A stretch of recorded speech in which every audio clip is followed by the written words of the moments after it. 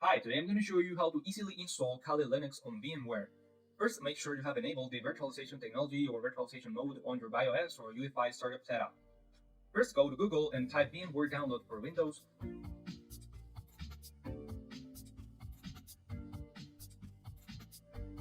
Then scroll down and click Download for Windows. Install the workstation player on your PC.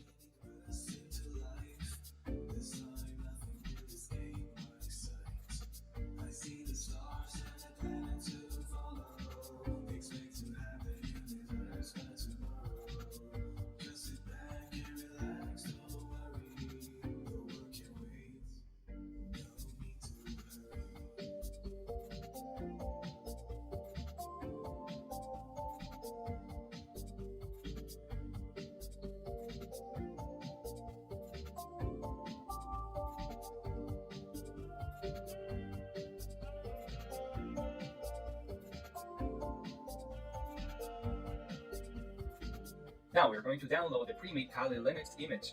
And for that, I'll open a new tab and type Kali Linux download. Then select virtual machines and download the 64-bit version. There is an existing 32-bit version, but for this time we'll be using the 64-bit. Once the download is complete, look for the zip file, and this time we need to extract the downloaded pre-built image. I'm going to extract the image file directly into my desktop.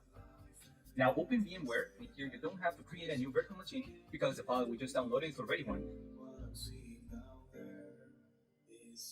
So click Open a virtual machine, open the folder that we have just unzipped, and then select the AMD 64 file and click Open.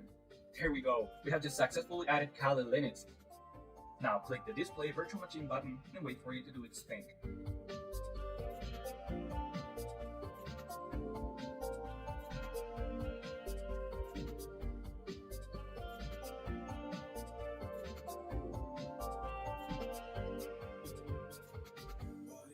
The default user and password is called Kali.